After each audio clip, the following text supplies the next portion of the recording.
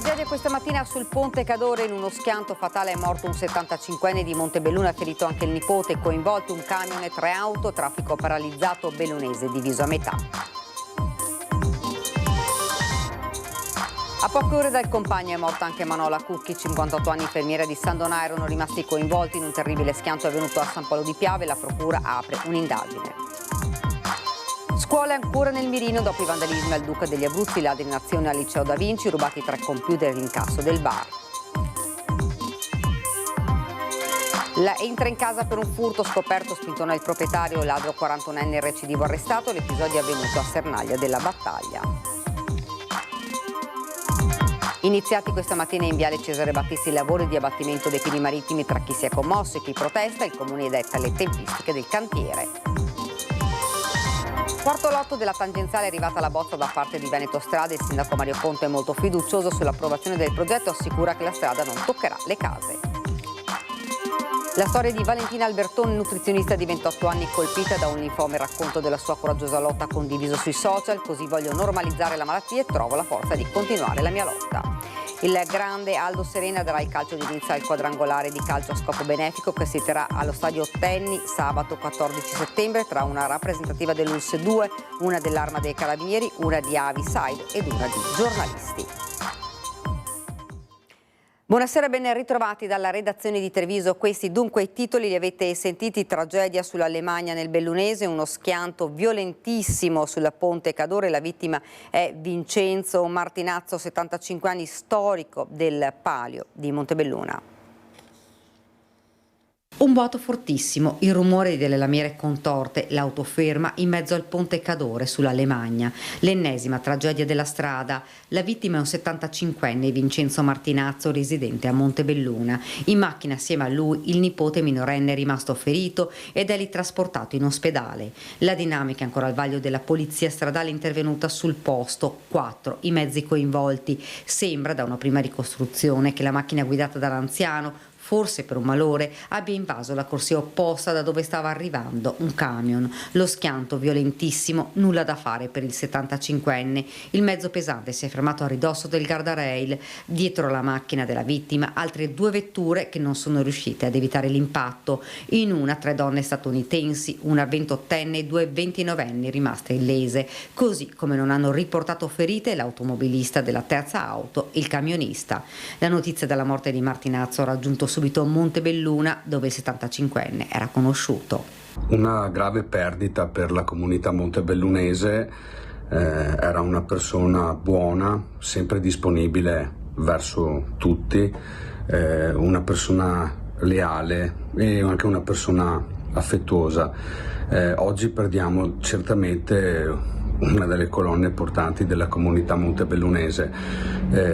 Io tra l'altro lo conoscevo molto bene da sempre, quindi non posso che ovviamente portare le mie più sentite condoglianze a tutti i familiari, mi sembra insomma il minimo. Storico del Palio e cuore di questa manifestazione. Purtroppo è giunta la notizia della morte di Vincenzo, una delle figure storiche, proprio storiche del Palio, perché fa parte di quel gruppo di amici che tanti anni fa, nel fine degli anni '80, si sedettero attorno a un tavolo e hanno avuto questa brillante idea di dare vita al Palio di Montebelluna. Vincenzo era colui che si occupava del drappo, perché per la sua professionalità, per la sua competenza, ed è stata una persona per me molto importante, perché io che sono nuovo presidente, che magari sicuramente in Castenza magari mi manca un po' della storia di questo Palio, mi ha istruito su quello che era lo sviluppo degli anni dei drappi, fino a portarli poi in mostra in museo al Meve a Biadene. La viabilità sul Cadore è rimasta paralizzata per diverso tempo per permettere i soccorsi e la rimozione dei mezzi. Sul posto, oltre alla polizia stradale, i vigili del fuoco, il SUEM 118 e il personale dell'ANAS. Ed ancora una tragedia, si è spenta in mattinata Manola Cucchi, compagna di Massimo Bortolato, morti a seguito delle ferite riportate nel tragico schianto avvenuto a San Polo di Piave mentre erano in sella alla loro moto. Non ce l'ha fatta Manola Cucchi, 58enne di San Donà di Piave.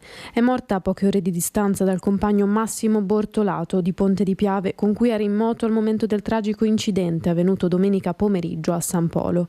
Si è spenta a causa delle gravi ferite riportate nello schianto con una Ford Fiesta che ha fatto sbalzare i due compagni a 30 metri di distanza.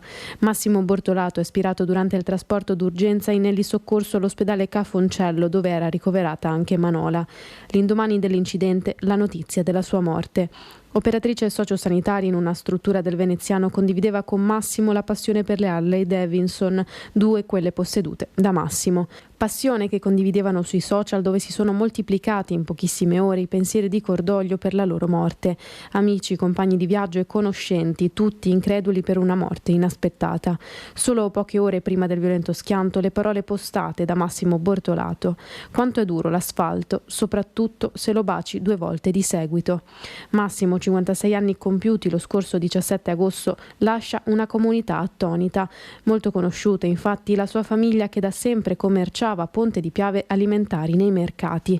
Lui stesso era solito vendere, soprattutto nel periodo autunnale, castagne lungo la Postumia. Una storica famiglia di Ponte di Piave è proprio legata a quell'attività di ambulanti nell'ambito dell'alimentare e collaborava anche in quelle iniziative che la Proloco con l'amministrazione comunale metteva chiaramente in campo, e quindi davvero il cordoglio di tutta la comunità per questo gravissimo incidente stradale che lascia chiaramente una grave perdita in tutta la comunità pontepiavense. Va veramente la vicinanza anche ai familiari della compagna, e naturalmente in queste situazioni in cui è sempre difficile dover poi imbattersi nel superare un dolore così grande, e chiaramente come amministrazione nel caso di Ponte di Piave siamo rimasti a disposizione proprio per quello che si potrà fare proprio per sostenere la situazione. Ancora da chiarire la dinamica dell'accaduto.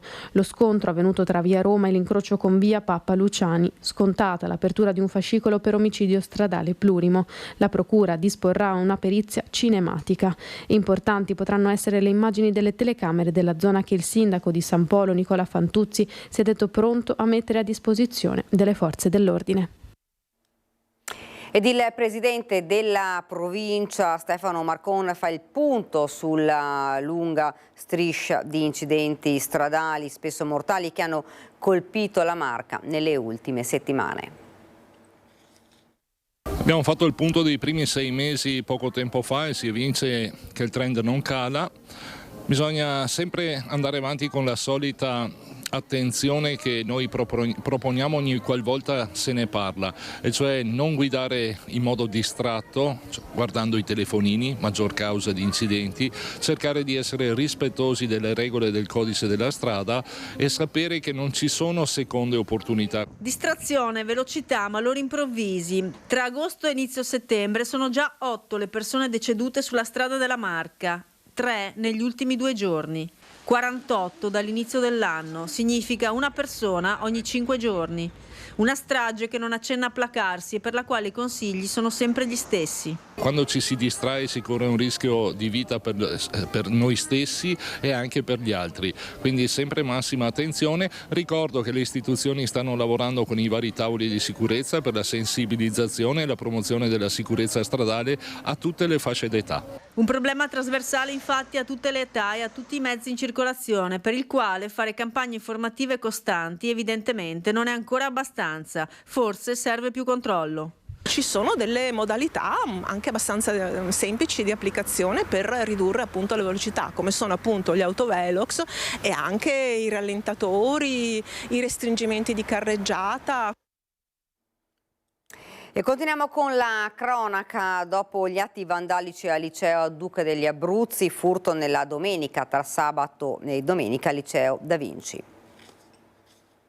Oltre che spiacevole, c'è un danno per la scuola e per i ragazzi, ed è deprimente perché che si arrivi a violare una scuola per danneggiare dei beni e degli strumenti che sono di tutta la comunità è davvero deplorevole in tutti i sensi. Non nasconde l'amarezza per quanto accaduto nella notte tra sabato e domenica il preside del liceo Da Vinci dopo il furto subito, l'amara sorpresa alla riapertura dell'istituto. Qualcuno è entrato nella scuola in realtà violando un accesso ma senza forzarlo, cioè non lasciando tracce di forzatura, e è stata sostratta dell'attrezzatura elettronica della scuola. 3 computer portatili in uso al laboratorio di chimica e biologia rubati per un valore di circa 1.200 euro, sottratto anche l'incasso del bar. Questo non è che sia più importante, diciamo, di un furto fatto in casa, perché sentirsi violati a casa propria è una sensazione probabilmente penosissima, però questa è la casa di tutti alla fine dei conti. Secondo me lascia un segno anche davvero penoso rispetto alla comunità nella quale si vive, cioè io non so se queste persone si rendano conto del danno al senso di vivere comune, non tanto del danno economico, quello c'è, ci mancherebbe, ma al senso del vivere comune che vorremmo costruire insieme ai ragazzi e alle famiglie. Polizia ora al lavoro per risalire i responsabili. Dunque, dopo gli atti vandalici di qualche giorno fa al liceo Duca degli Abruzzi, dove erano state forzate alcune porte, rotte 7 maniglie, svuotato un estintore, nuovo raid in un istituto della Marca a pochi giorni dal rientro in classe. In queste ore i tecnici del settore edilizia della provincia di Treviso hanno effettuato un sopralluogo nei 2 licei per verificare la situazione e fare un bilancio dei danni che ammontano a circa 2.000 euro per il solo Duca. La provincia sta valutando delle azioni per quanto concerne la messa in sicurezza ulteriore dell'edificio. Entra in casa per rubare, ma viene scoperto dal proprietario. Il ladro spintona l'uomo per fuggire, arrestato dai carabinieri. 2 i colpi in pochi giorni. Prima di Ferragosto un 41enne italiano ha messo a segno un furto a San Pietro di Feletto, ha fatto irruzione in una casa ed ha rubato monili e denaro, arrestato in flagranza di reato dai carabinieri. Ma dopo una settimana il malvivente ha tentato un nuovo colpo a Sernaglia della Battaglia. Approfittando di una porta lasciata momentaneamente aperta, il 41enne italiano, travisato con casco e occhiali da sole, ha fatto irruzione in pieno giorno nell'abitazione di un 56enne, tentando di impossessarsi del portafogli. Ma il proprietario si trovava nei pressi della casa. Uditi rumori sospetti, ha tentato di fermare il malvivente. Ne è nata una colluttazione e il ladro ha spintonato la vittima per riuscire a darsi alla fuga. La vittima sotto shock ha riportato solo qualche lesione ed è stato medicato dai sanitari. Non solo, ma ha subito allertato il 112, consentendo così il tempestivo intervento dei militari dell'Arma. Il 41enne è stato fermato ed arrestato dai carabinieri. L'accusa per lui è rapina impropria. Addosso aveva diversi arnesi da scarso materiale che è stato sequestrato dai militari dell'Arma. L'arresto è stato convalidato nelle scorse ore dall'autorità giudiziaria. Ha messo a segno furti nei supermercati tra Ponzano e Conegliano. Agli arresti domiciliari una 18enne del Montello.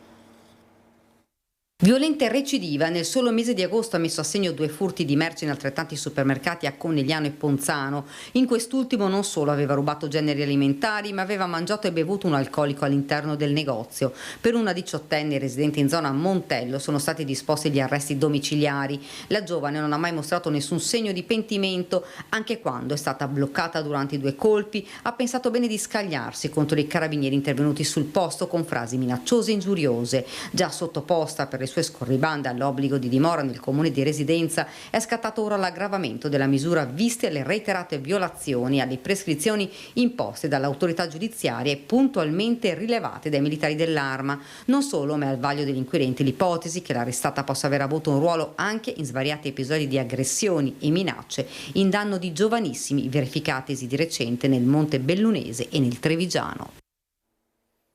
E continuiamo a parlare proprio di aggressioni in centro. Domani l'avvocatessa Barbara Vidotti, specializzata in diritto familiare dei minori, assieme al suo legale Alessandro Doglioni del Foro di Venezia, andrà a formalizzare la denuncia. La donna è stata aggredita il 24 agosto da 2 minorenni proprio nel cuore di Treviso, all'altezza di Borgo Cavour. Un'aggressione con un probabile tentativo di rapina. Solo l'intervento di un commerciante che è uscito dal negozio quando ha visto i 2 ragazzini bloccare la vittima ha evitato che accadesse il peggio.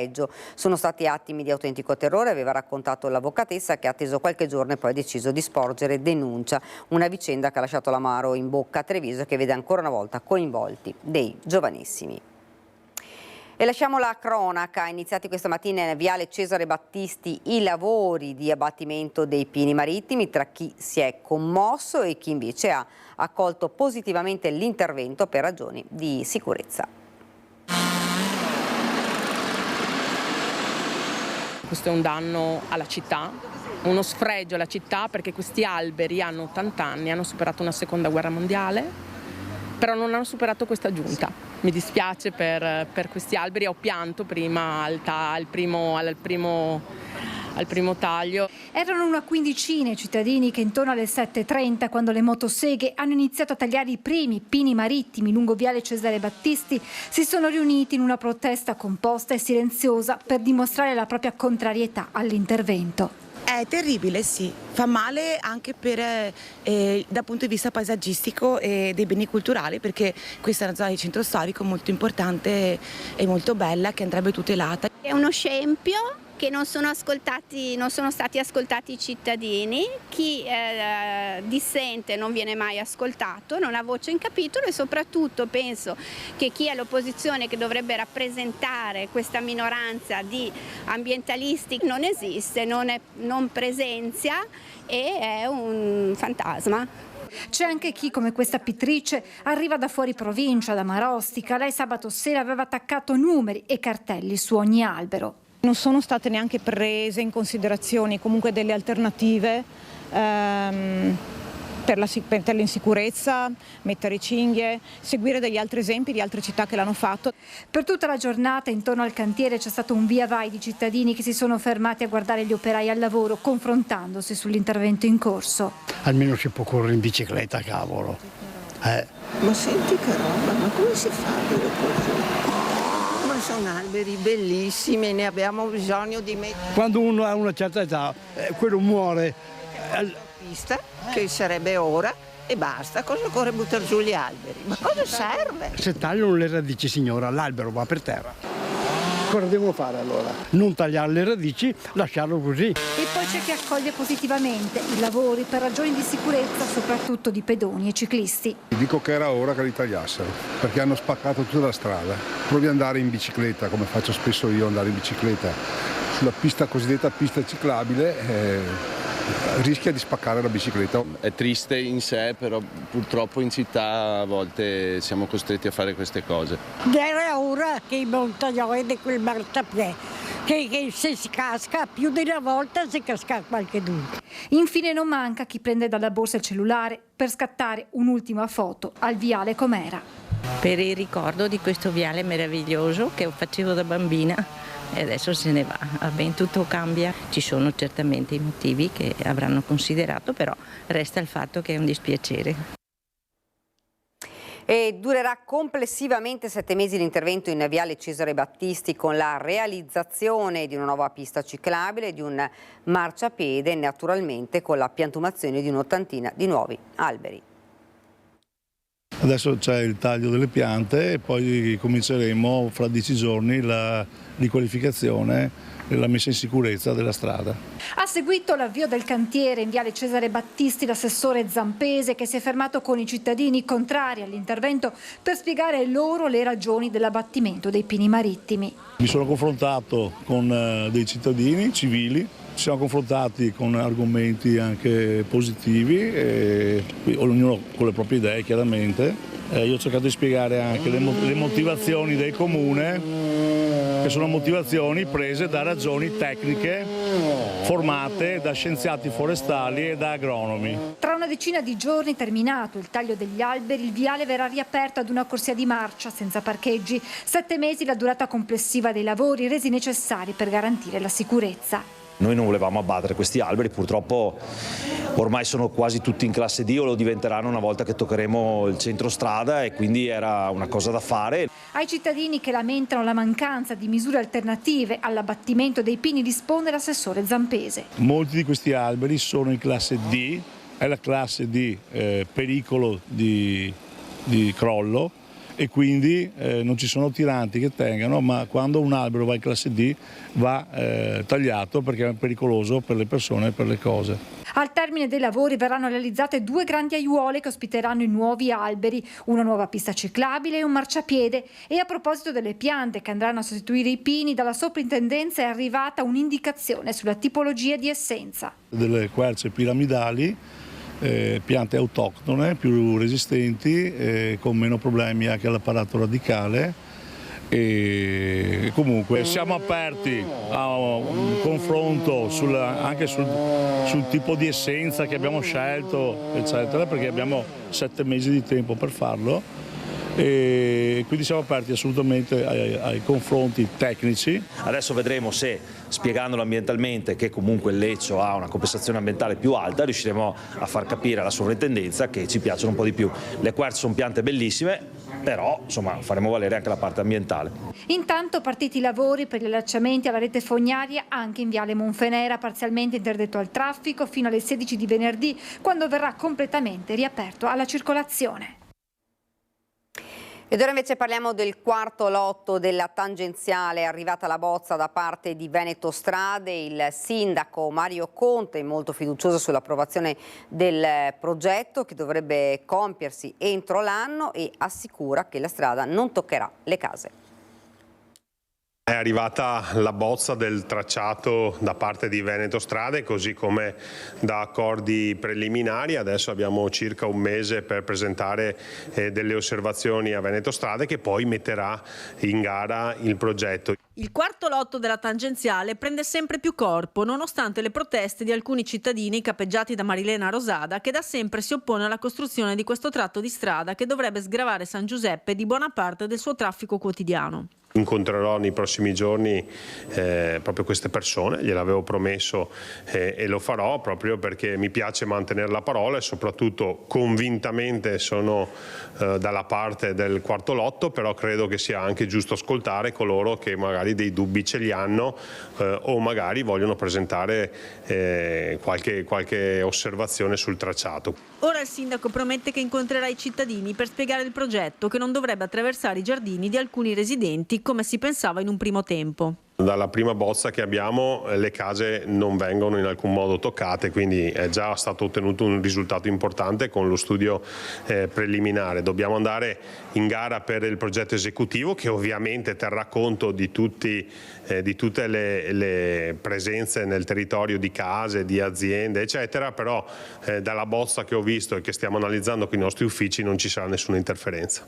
La tempistica rimane comunque incerta, dato che per ora è stato approvato solo il finanziamento della fase progettuale. Intanto entro fine anno verrà messo in gara il progetto esecutivo. Una volta ottenuto il progetto esecutivo io conto che nel giro di poco tempo si possa cominciare a vedere anche la gara d'appalto per la realizzazione di quest'opera, che è un'opera attesa da decenni, è un'opera importante che può alleggerire il traffico nel quartiere San Giuseppe, Monigo e anche in parte San Paolo, quindi insomma è un'opera importante per la nostra città e sono convinto che in tempi relativamente brevi riusciremo a dare il via all'iter burocratico anche per la gara d'appalto.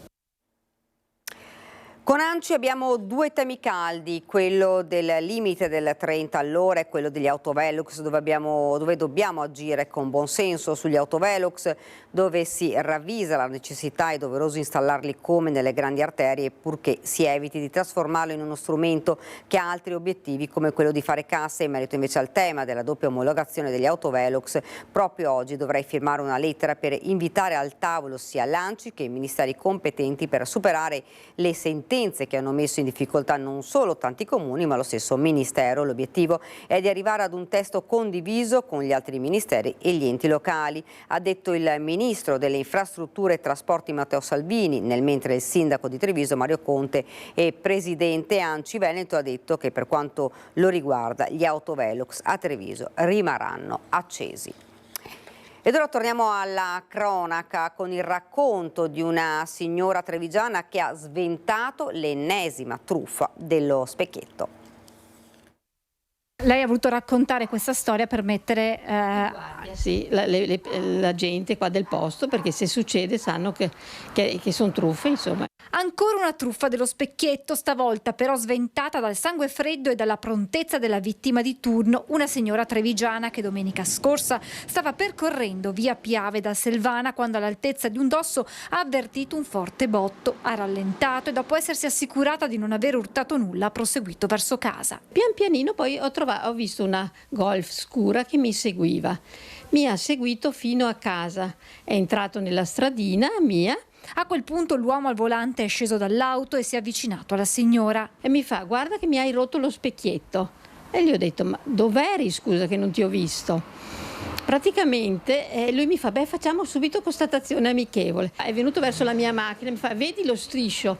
Però lui lo specchietto l'aveva rotto nella sua parte del guidatore e io lo striscio l'avevo dietro dove è il passeggero, ha capito? Cioè, non era possibile. La signora, anche ricordando le notizie sulle truffe dello specchietto, ha preso tempo dicendo di voler chiamare il figlio, ma l'uomo ha tentato di farla desistere, proponendole di allontanarsi da casa. No, non chiamare tuo figlio, torniamo sul posto dove è successo.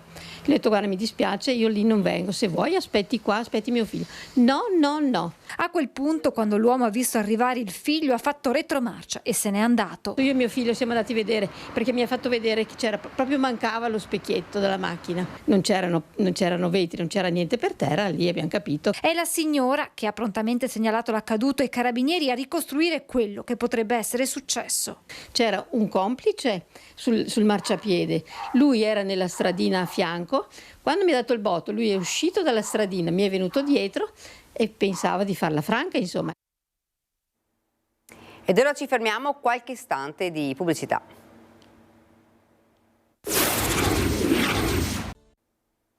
Rieccoci nuovamente in studio, sempre con la cronaca. Sequestrati 7 totem di un circolo privato che consentivano il gioco con vincita in denaro senza essere però collegati alla rete telematica dell'Agenzia dei Monopoli. Evasione fiscale riscontrata per un totale di circa 370.000 euro è quanto hanno scoperto all'interno di un circolo privato i funzionari dell'Agenzia delle Dogane e dei Monopoli di Venezia e i militari della Guardia di Finanza di Vittorio Veneto.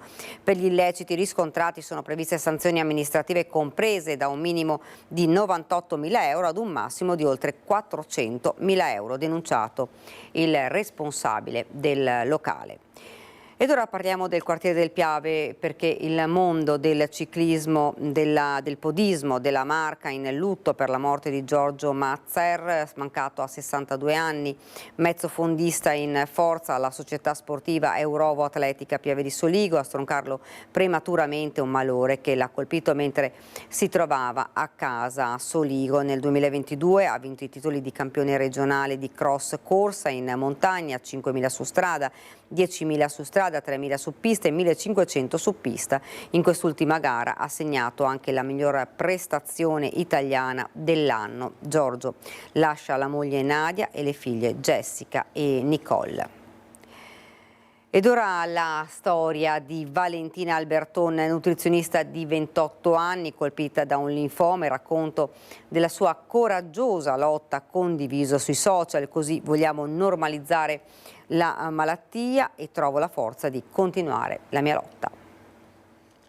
Ho pensato tanto prima di fare questo video, però ho deciso di farlo per un semplice fatto che ho sempre condiviso un po' tutto, quindi mi va di condividere anche questa cosa qui. Mi hanno trovato il linfoma di Hodgkin allo stadio 2. Il racconto sui social, il malessere iniziato nei primi mesi dell'anno, la diagnosi lo scorso 13 giugno dopo mesi di corse dentro e fuori gli ambulatori per andare a fondo della causa del suo malessere. Stanchezza cronica, prurito, febbre che saliva e scendeva, gambe pesanti.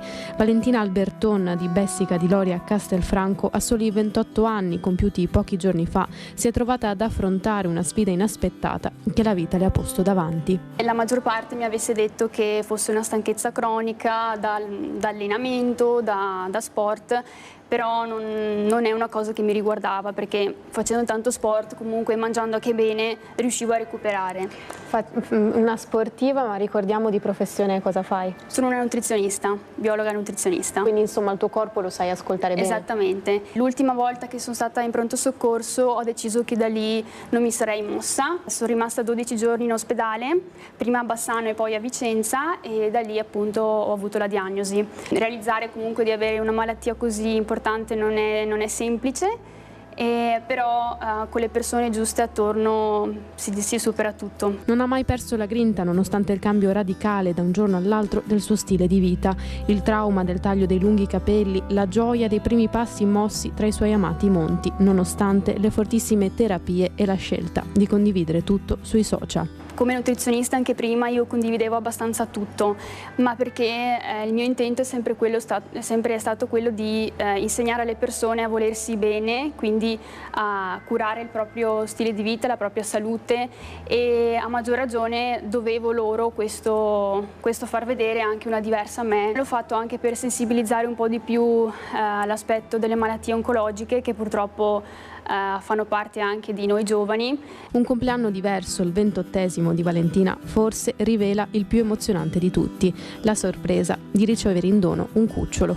Ho ancora i brividi solo a pensarci. Era uno dei miei più grandi sogni ricevere un cucciolo di Golden Retriever e penso che in questo momento sarà un po' la mia salvezza. Arci è un diminutivo di Arcibaldo, che significa forte, libero, quindi voglio che sia così come lo sono io, diciamo, come lo sono sempre stato e come cerco di esserlo, soprattutto in questo momento.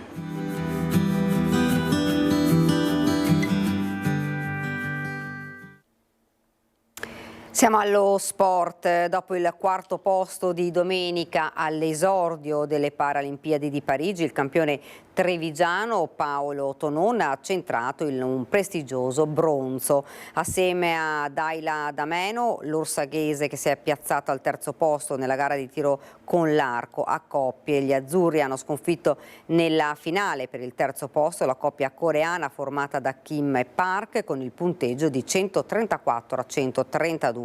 Diversi messaggi di congratulazioni, tra questi quella del consigliere regionale Tommaso Razzolini. Ed ora parliamo invece del palio di Montebelluna, 7ª vittoria consecutiva per la contrada del centro al palio del vecchio mercato di Montebelluna, manifestazione che come sempre abbiamo trasmesso in diretta con ascolti record. Grande successo di pubblico e di ascolti per la nostra emittente per la 34esima edizione del Palio del Vecchio Mercato di Montebelluna, che ha registrato in campo maschile la 7ª vittoria consecutiva per la contrada Centro La Pieve, guidata dal capomastro Massimo Esposito, che stabilisce quindi un nuovo record di continuità.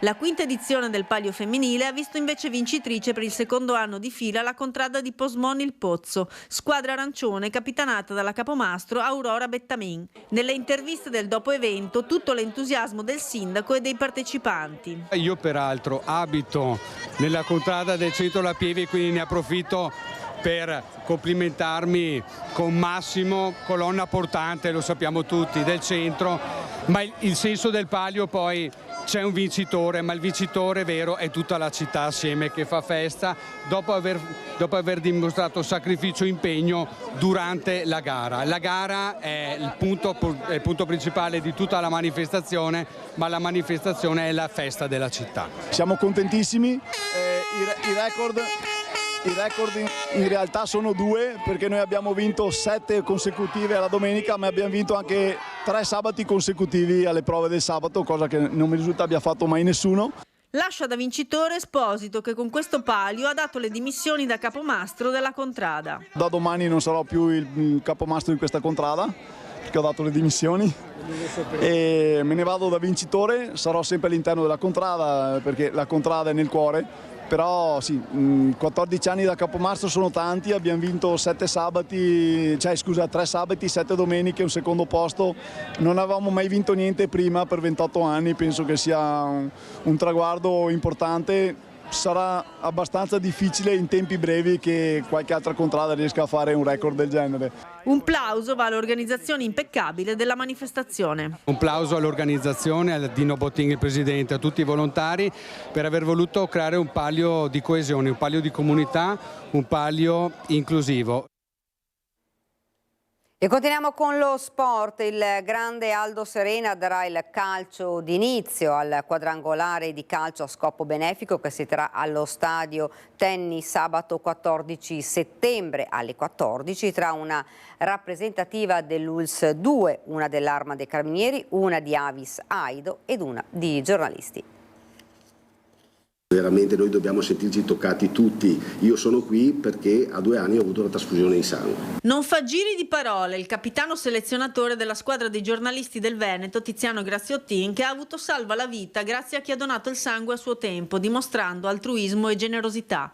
Quelle stesse doti che le associazioni promotrici dell'evento, Avis e Aido in primo luogo, insieme a Comune e ULS 2, si augurano di poter trovare anche tra i tanti spettatori che verranno a vedere la partita. Non un semplice torneo, ma un vero spot per imparare a donare. L'appuntamento è per sabato 14 settembre alle 15 con ingresso ad offerta libera e consapevole. Quale sia l'importanza del donare sangue o il midollo lo spiega il direttore dell'ULS Francesco Benazzi. Per fare per esempio una protesi d'anca servono 3 sacche di sangue, sempre e comunque, perché il paziente le perde a prescindere dall'ematocrito, cioè dall'emocromo, da quanto è l'emoglobina eccetera. Per fare un politrauma, come purtroppo in questi giorni abbiamo visto, e abbiamo un 25% in più quest'anno rispetto allo stesso periodo 2023, ecco, ne usiamo da 30 a 40. Quindi capite quanto importante sia il sangue. Donare salva la vita e ci rende cittadini virtuosi, parte di un processo più grande, messaggio che viene rivolto in particolare alle giovani generazioni. Sentire anche per loro l'impegno e la necessità di dar qualcosa, di fare qualcosa per gli altri è molto importante e con questa occasione noi vogliamo appunto sensibilizzarli su questo. Il dono dà fiducia alle persone che magari sono ammalate e sono in attesa di avere questa possibilità, perché è una forma di cura essenziale sotto certi aspetti. Conoscendo le problematiche legate appunto ai trapianti si sa che l'informazione fa sì che il numero delle persone che vengono a conoscenza possano aderire e dare il loro consenso favorevole alla donazione. Per chi se lo stesse chiedendo, il sindaco Mario Conte giocherà con i giornalisti. Ci hanno riferito di una trattativa di calciomercato molto intensa, mentre tutto il ricavato andrà al tempio del donatore di Pianezze. E noi di solito su 4 squadre arriviamo quarti, quindi non è che mi auguro molto, no? Al di là di tutto, come dicevo, credo sia importante giocare per un simbolo come il Tempio di Pianezze, che è là proprio a testimoniare a tutti noi l'importanza del dono, e quindi per questo è bello essere in campo e per questo spero che ci sia tanta gente il 14 al Tenni. Ed ora siamo alla nostra pagina da Belluno e provincia.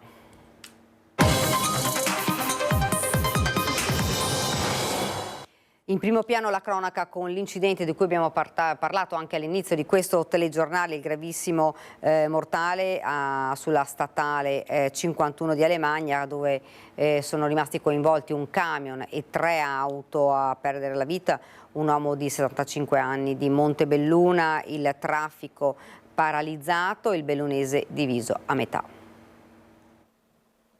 Un'altra tragedia sulle strade ha scosso questa mattina la provincia di Belluno. Sono le 10:15 quando Vincenzo Martinazzo, classe 1948 di Montebelluna, sta scendendo la statale 51 di Alemagna in direzione della pianura. In uscita dalla curva terminale del Ponte Cadore alle porte di Perarolo, l'auto su cui l'uomo viaggiava assieme a un minore per cause ancora da chiarire invade la corsia opposta e impatta frontalmente contro un camion.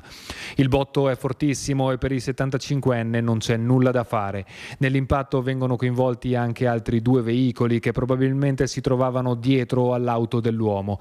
Tutte illese le persone a bordo, così come l'autista del camion, mentre il minore che si trovava sull'auto della vittima sarà elitrasportato all'ospedale di Belluno in condizioni non gravi. L'amministrazione di Pieve di Cadore si è stretta al dolore dei familiari. Mi preme portare le mie condoglianze ai familiari della persona che purtroppo ha trovato la morte sul Ponte Cadore. Non è nella prima, ma speriamo che sia l'ultima. Sul posto sono intervenuti i vigili del fuoco per la messa in sicurezza dei mezzi, mentre il personale del SUEM con elicottero e ambulanza ha prestato le cure sanitarie. Sull'asfalto non c'erano segni di frenata, indizio che farebbe propendere per una distrazione oppure per un malore, ma saranno le perizie della polizia stradale effettuate questa mattina a fare chiarezza sulla dinamica dell'accaduto. Durante le operazioni la circolazione è stata completamente interdetta sull'Alemagna e nonostante gli sforzi di carabinieri e ANAS di indirizzare il traffico sulla viabilità secondaria, il traffico è rimasto paralizzato per ore con code che hanno raggiunto anche i 5 km di estensione. Emblematica l'immagine del Ponte Cadore invaso dai tir, impossibilitati a percorrere le strade secondarie in attesa fino al primo pomeriggio, quando il traffico ha potuto potuto riprendere regolarmente. Vincenzo Martinazzo è l'ennesima vittima di quel tratto di strada maledetto, già teatro di incidenti mortali in passato. Per la sindaca di Pieve di Cadore è imperativo riflettere al più presto su una soluzione definitiva. Al netto delle dinamiche dell'incidente di oggi, il Ponte Cadore si è più volte rivelato essere pericoloso in più punti, soprattutto in quello vicino alla curva, che pure ha visto altri incidenti anche mortali, e sarebbe da considerare eventualmente che con ANAS in futuro una suddivisione delle corsie in modo impattante e anche piuttosto rigido. Sono passati 59 anni dalla terribile tragedia di Matmark, la frana in cui persero la vita, tra gli altri, 17 operai della provincia di Belluno. Hamas di Sedico ricordo alla presenza di autorità civili e militari, dei tanti emigranti che hanno sacrificato la loro vita per cercare un futuro migliore. Le 17:15 del 30 agosto 1965, lago Matmark nel Canton Vallese, confine meridionale della Svizzera. Dal sovrastante ghiacciaio dell'Allalin, un'enorme frana con un fronte di 1 chilometro e un volume di 2 milioni di metri cubi di ghiaccio e detriti si stacca dal versante montuoso e precipita a valle, dove si trovano gli alloggi degli operai che stanno lavorando alla costruzione di un bacino idroelettrico.